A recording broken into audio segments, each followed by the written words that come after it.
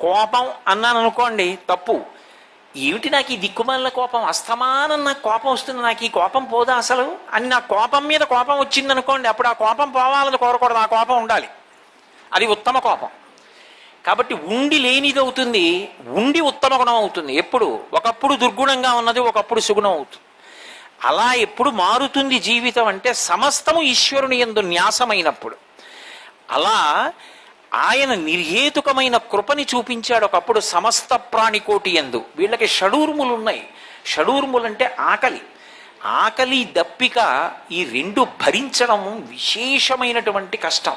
సంస్కృతంలో ఏది అసలు అలవాటు పడడం, దేన్ని ఉపాసనలోకి తెచ్చుకోవడం, ఏది గుణముగా ప్రకాశించడం చాలా కష్టమో దాన్ని క్షకారంతో ప్రయోగిస్తారు. క్షమ అన్నాను అనుకోండి, ఓర్పు. ఓర్పుతో ఉండడం అంత తేలిక కాదు. కనపడ్డ ప్రతివాడి మీద కలియబడిపోవడానికి అహంకారం ఉంటే చాలు. నా అంతవాడిని నేను, వాడికేం తెలుసని తిరగబడిపోతుంటాడు. కానీ నాకేం తెలుసండి అని ఓర్పు పట్టాలనుకోండి, ఎంతో వినయం ఉండాలి. ఆ వినయం అంత తొందరగా వచ్చేస్తే ఇంకే. అందుకు కదా శంకర భగవత్పాదులు షట్పది చేస్తూ అవినయమపనయ విష్ణోహో అని మొదలుపెట్టారు. క్షమ, క్షుత్. క్షుత్ అంటే ఆకలి, అది అంత తేలిక కాదు. అలాగే క్షుధ, దాహం వేసిందనుకోండి, అంత తేలిక కాదు ఓర్చుకోవడం. అటువంటి షడూర్ములలో ఒకటైనటువంటి ఆకలి చేత ప్రాణులన్నీ బాధపడుతున్నాయి. ఎంతమందికి ఎన్నిసార్లు అన్నం పెడతారు? అందుకే సూర్యనారాయణమూర్తి చేసినటువంటి మహోపకారం ఏమిటంటే కొన్నిటికి ఓషధీ తత్వాన్ని కటాక్షించాడు. ఓషధి అంటే అది ఒకసారి తిన్నంత మాత్రం చేత ఆకలి అనబడేటటువంటి రోగాన్ని పరిమారుస్తుంది. రెండు, అది కొద్దిగా మిగిలే అనుకోండి, మళ్ళీ తీసుకెళ్లి భూమిలో పెడితే అపారంగా మళ్ళీ పెరుగుతుంది. అలా పెరగగలిగినది, లోపల ఆకలి అనేటటువంటి వ్యాధిని పోగొట్టగలిగినది ఏది ఉన్నదో దానికి ఓషధి అని పేరు. ఉదాహరణకి ధాన్యం ఉన్నాయనుకోండి, దంపుకుని బియ్యం చేసుకుని తిన్నాం అనుకోండి, అన్నం వండుకొని, ఆకలి తీరుతుంది, శక్తిగా మారుతుంది. ఏది కనపడితే అది తిన్నాం అనుకోండి, అతిసారం వస్తుంది, ప్రమాదం వస్తుంది. ఏది లోపలికి వెళ్ళి జీర్ణమై శక్తిగా మారుతుందో అది పోషిస్తుంది. ఆ పోషకత్వము కలిగినటువంటి వాటిలో ధాన్యము, గోధుమలు, రాగులు, సజ్జలు ఇలాంటివన్నీ చేరుతాయి. అవి ఒక్కసారి పండి తినేసిన తరువాత ఇక మళ్ళీ ఎలా వస్తాయి అన్న ప్రశ్న వచ్చిందనుకోండి, ప్రమాదం జాతికి. అప్పుడు జీవకోటి నిలబడదు. ఓషధీతత్వం ఉంటుంది. ఒక్క బస్తాడు ధాన్యం దాచుకున్నాడు అనుకోండి, 9 బస్తాల ధాన్యం తినేసిన పండిన 10 బస్తాల్లో ఆ ఒక్క బస్తాలో ధాన్యం పట్టుకెళ్ళి మళ్ళీ భూమిలో వేశాడు అనుకోండి, మళ్ళీ 10 బస్తాల ధాన్యం వస్తాయి. ఓషధి అంటే తినబడినప్పుడు శక్తినిస్తుంది. అదే ఓషధి చిత్రం ఏమిటంటే మళ్ళీ భూమిలో పెట్టినప్పుడు ద్విగుణంగా, బహుళంగా మళ్ళీ వచ్చి లోకము యొక్క ఆకలిని తీరుస్తుంది. అటువంటి ఓషధీతత్వాన్ని ప్రకాశింపచేసిన వాడు ఎవరంటే సూర్యభగవానుడు. ఎవరి ద్వారా చేశాడు అంటే అది కూడా చాలా విశేషమైన భావనతో చేశాడు.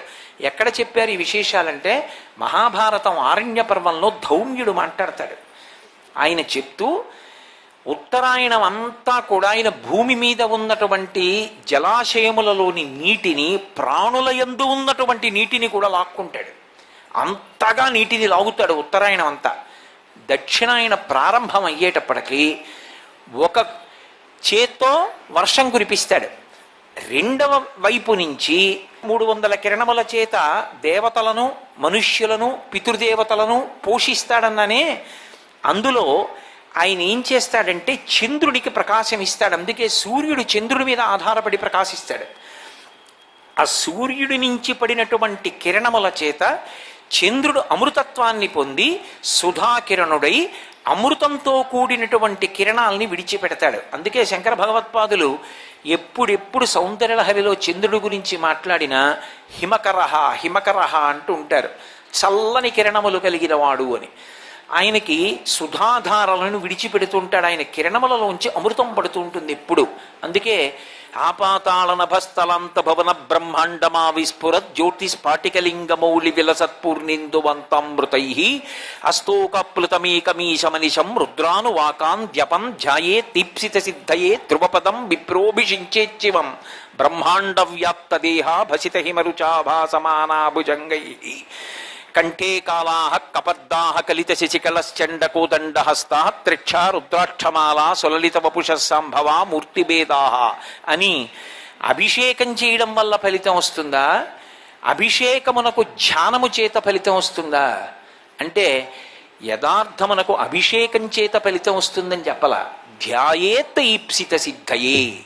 అసలు అభిషేకం చెయ్యడానికి ముందు ధ్యాన శ్లోకంతో నువ్వు శివలింగాన్ని ధ్యానం చేయడంలోంచి నీ కోరికలు తీరుతున్నాయి. ఎలా అంటే ఈ శివలింగం అంతా బ్రహ్మాండమైతే ఒకానొకప్పుడు దూర్జటికి దర్శనమైంది. ఉదయగ్రామము పానవట్టము అభిషేకో తత్ప్రవాహంబు వార్ది ధరిద్వంతము ధూపధూమము జ్వలద్దీప ప్రభారాశి కౌముది తారానివహంబులద్భుత సుమంబులుగా తమోదూత సఖ్యదమై సీత గభస్తి బింబ శివలింగం బొప్పె ప్రాచీదిశన్ అన్నాడు. అండము గుడ్డు ఈ బ్రహ్మాండమంతా ఓ శివలింగం అయితే దాని మీద ఉన్నటువంటి చంద్రబింబం ధారాపాత్రయై అందులోంచి పడుతున్నటువంటి అమృతధారల చేత ఈ బ్రహ్మాండం అనేటటువంటి శివలింగము చల్ల పడిపోయి ఉంటుంది, తడిసిపోయి. ఆ చల్లగా తడిగా ఉన్న శివలింగాన్ని ముట్టుకుని ఆ చల్లతనాన్ని అనుభవించడం ఎవరు ధ్యానమునందు అనుభవిస్తారో అటువంటి వారికి ధ్యాయేత్ ఈప్సిత సిద్ధయే ధ్రువపదం విప్రోభిషించే శివం. శివం మంగళప్రదుడై ఆయన అందరికీ కూడా శుభంకరుడై మంగళములనిస్తాడు. కాబట్టి చంద్రుడు సుధాకిరణుడై అమృత కిరణములను తనవిగా చేసుకుని అమృత వృష్టిని కురిపిస్తాడు.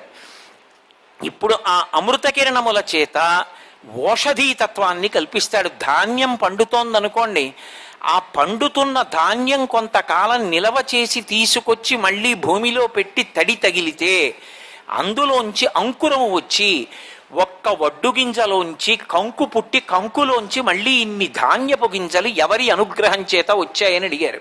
అదంతా సూర్యానుగ్రహమే. సూర్యనారాయణుని యొక్క అనుగ్రహం చేత ఓషధీతత్వం ప్రకాశించి సమస్త భూతముల యొక్క ఆకలి తీరుతోంది. అంటే అటువంటి మహానుభావుడికి అన్నం పెట్టిన వాడికి, పోషించిన వాడికి, ఋతుకర్త అయిన వాడికి, ప్రభాకరుడై వెలుతురిచ్చిన వాడికి మనం నమస్కారం చేయకపోతే ఎంతటి కృతజ్ఞతా దోషాన్ని మనం పొందుతాం. అందుకని సూర్యనారాయణమూర్తికి నమస్కారం చెయ్యకుండా ప్రారంభం చేసినటువంటి రోజు ఏది ఉందో ఆ రోజు కృతజ్ఞతతో కూడుకున్నటువంటి రోజు. సర్వం శ్రీ ఉమామహేశ్వర పరబ్రహ్మార్పణమస్తు. స్వస్తి.